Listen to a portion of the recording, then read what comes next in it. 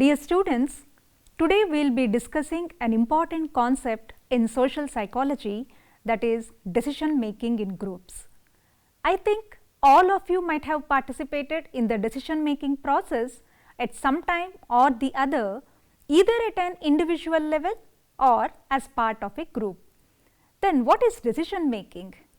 Decision making is the process whereby a final but best choice is made among the alternatives available.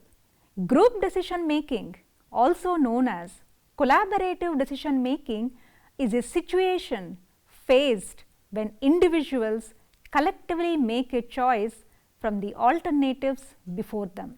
Once we take a decision as part of a group, it is no longer attributable to any single individual who is a member of the group. Now, I would like to ask you a question, whether are we right to trust groups more than the individuals to reach sound decisions? Do you feel many heads are really better than one? Based on many experiments that are conducted in social psychology, we can draw some tentative conclusions about when and why groups make better decisions than individuals. And we can also understand when and why they may end up making worse ones. So, sometimes groups can take a better decision, sometimes they can create a worse situation also. So, we can understand the concept of decision making process in groups in terms of two phenomena, that is group polarization and risky shift. Before understanding these concepts, my question to you is, do you take risky decisions, neutral decisions or cautious decisions? Most of us generally will be comfortable taking neutral or cautious decisions when it is purely our decision, but when we are taking decision as a part of our family or with the support of our peer group, generally we may take a risky decision also. Do you agree with me? Now, let us come to the concept of group polarization. Probably this is the first time that you are hearing about the concept of group polarization. What is the group polarization? Suppose like I may tell you about a situation and then ask you your opinion. Each of you might be giving your own opinions, but once I make you sit as part of a group discussion, discuss about the issue and then give your opinion, definitely after the discussion there might be a change in your opinion. So, we can say group polarization is said to occur when after discussion the attitudes held by the individual group members become more extreme than they were before the group began discussing the topic. One common belief is that group based decisions are better because radical ideas are likely to be rejected or at least moderated by the rest of the group, resulting in a less risky or extreme decision. For example, imagine that you were accused of a crime, of course in a lighter vein, and your case was being tried in a criminal court. Would you want a single person to decide your fate, or would you feel more comfortable with a jury of 12 people making that judgment? Many people would feel that a decision made by 12 jurors is more likely to be fair or at least less risky for the defendant than a decision rendered by a single juror. So, group polarization, this concept was initially observed using problems in which the group members had to indicate how an individual should choose between a risky but very positive outcome and a certain but less desirable outcome. Let us consider this example. There is a lady by name Latha who has a secure job with a large bank. Her salary is adequate but unlikely to increase. However, Latha has been offered a job with a relatively unknown startup company in which the likelihood of failure is very high and in which the salary is dependent upon the success of the company. Now, what is the minimum probability of the startup company's success that you would find acceptable to make it worthwhile for Latha to take the job? Do you feel the probability success will be 1 in 10 or 3 in 10 or 5 in 10 or 7 in 10 or 9 in 10? Can you choose one among this? So, the research has found group polarization on these types of decisions, that is, the group recommendation is always riskier than the average of the individual group members' initial opinions. In these cases, the polarization can be explained partly in terms of diffusion of responsibility. For example, like when I ask you to give your opinion on a particular situation, and if you are held responsible for taking that decision, obviously you will be taking a very normal, moderate, cautious decision. But suppose like if I divide the class into different groups and ask you to give your opinion as part of the group, naturally what do you feel? Like accountability for taking the decision is not for one individual, but it is totally for the whole group. So, there is no diffusion of responsibility. For example, there is a diffusion of responsibility in this group activity. So, everyone is ready to take the decision even if it is a riskier. But in the same situation, if you have to give your individual opinion, because you are held responsible, obviously you will not be ready to take the riskier decision. So, the group as a whole will be taking responsibility for the decision.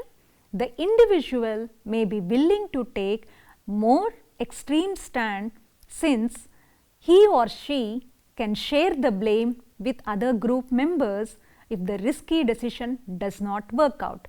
So, if I fail, even the other group members failed. Naturally, I am not alone responsible, right? So, this group polarization, however, is not limited to decisions that involve risk. Look at this experiment conducted by Myers and Kaplan in 1976. They asked groups of students to assess the guilt or innocence of defendants in traffic cases. The researchers manipulated the strength of the evidence against the defendant, that is, in some groups the evidence was very strong and in other groups the evidence was very weak. So, what has happened? This resulted in two groups of juries, that is, some in which the majority of the students who initially favored conviction on the basis of the strong evidence, and others in which a majority initially favored acquittal on the basis of weak evidence. The researchers asked the individuals to express their opinions about the guilt of the defendant both before and after the jury deliberated. So, what would be the result of this research? The opinions that the individuals held about the guilt or innocence of the defendants were found to be more extreme after discussion than they were before the discussion began. For you to understand in a simpler form, members of juries in which the majority of the individuals initially favored conviction more likely to believe the defendant was guilty after the discussion, and similarly members of juries in which majority of the individuals initially favored acquittal became more likely to believe the defendant was innocent after the discussion. That is, whatever initial opinion they held after the discussion with the group, they became more strong and they had strongly believed whatever they thought about a particular situation. So, followed by this experiment, even Myers and Bishop in 1970 found in their research that groups of college students who had initially racist attitudes became more racist after group discussion, whereas groups of college students who had initially anti-racist attitudes became less racist after the group discussion. So, these researches generally help us to understand how, like among the students, attitudes or opinions towards a religion or a particular caste or a community or a nation, how they develop strong beliefs towards these particular issues once they are part of a particular student group or in the hostel when they meet together and discuss on various issues. So, this concept of group polarization helps us to understand how the prejudices are developed, how the racial attitudes are developed, how the negative opinions towards a particular social group are developed. And we can also see similar findings as to how, like group discussing or group discussion on various topics or across different cultures have led to this concept of group polarization. Myers and Kaplan in their research, where juries were given either strong or weak evidence about the guilt of a defendant, and then either they were asked to discuss the evidence or they were asked not to discuss the evidence before taking a final decision. So, in this research, where like sometimes they were asked to discuss about the whether it is a weak evidence or strong evidence, in certain cases they were not asked to discuss. So, under those situations what has happened is the juries who discussed the case made significantly more extreme decisions than the juries who did not discuss the case. So, here we can say group polarization occurs only when we are facilitating a group discussion. Without facilitating the group discussion, there is no question of taking riskier decisions. Group polarization definitely will not occur under all the conditions. Now, let us discuss the conditions under which group polarization occurs. Group polarization, as I just said now, does not occur in all groups and in all settings, but tends to happen most often when certain conditions are present. Now, the first condition is the group members must have an initial leaning towards a given opinion or decision. That is, if the group members generally support liberal policies, their opinions are likely to become even more liberal after discussion. But if the group is made up of equally both liberals and conservatives, group polarization cannot be expected. The second condition, group polarization is strengthened by discussion of the topic. For instance, in the research just now we discussed by Myers and Kaplan, where in some experimental conditions the group members expressed their opinions but did not discuss the issue, and these groups showed definitely less polarization than those groups who discussed the issue. The third condition, where group polarization can be observed in important real world contexts like financial decision making that takes place in corporate boardrooms. Some have argued that terrorist groups, how did they develop their extreme positions and why do they engage in violent behaviors? This is because of the result of group polarization that occurs in their everyday interactions with their own peer groups.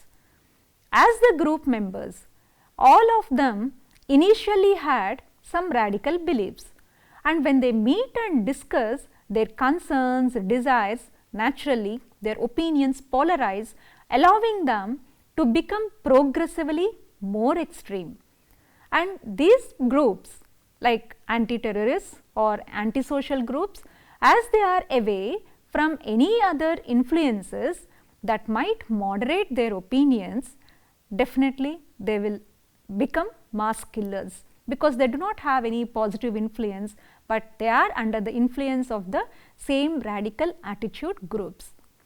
The fourth condition where group polarization occurs is due to the role of cognitive and affective factors. The general idea of persuasive arguments approach, which explains group polarization, is cognitive in orientation.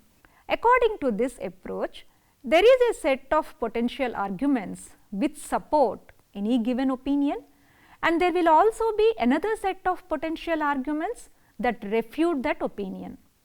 Further, an individual's current opinion about a particular topic is predicted to be based on the arguments that he or she is currently aware of.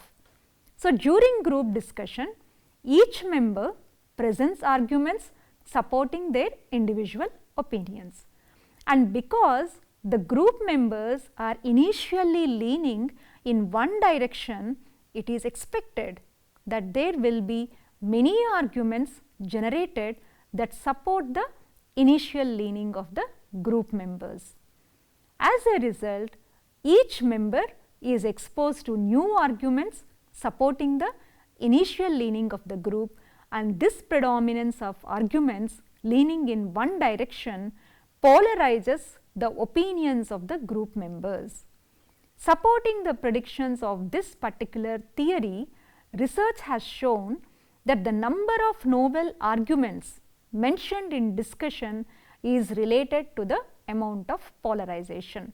That is, more the discussion, more the different kind of issues that are coming up, naturally polarization will be taking place, and there is less likely to be little group polarization without any discussion.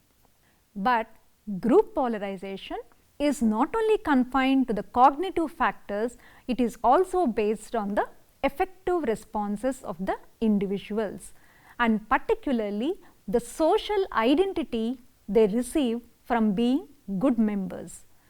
The idea here is that group members, in their desire to create positive social identity, attempt to differentiate their group from other implied or actual groups by adopting extreme beliefs.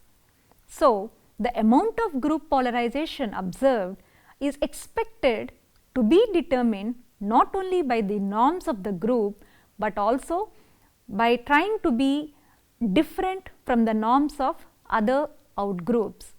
In short, this explanation says that groups which have well defined extreme beliefs are better able to produce social identity for their members than those groups who are moderate and less clear beliefs.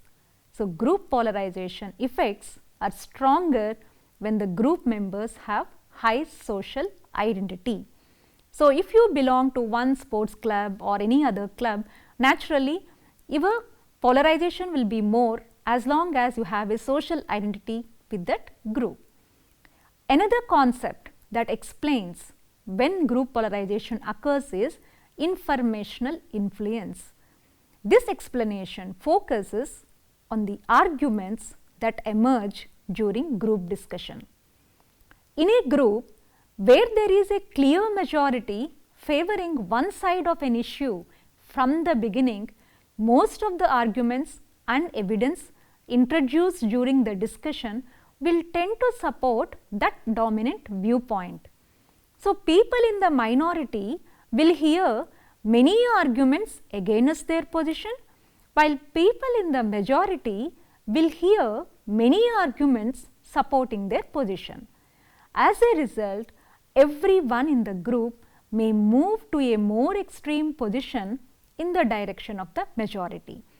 For example, take the case of any college or a university where a politically neutral student who engages in discussions of social issues with members of the campus will definitely hear many conservative arguments and also the liberal ones.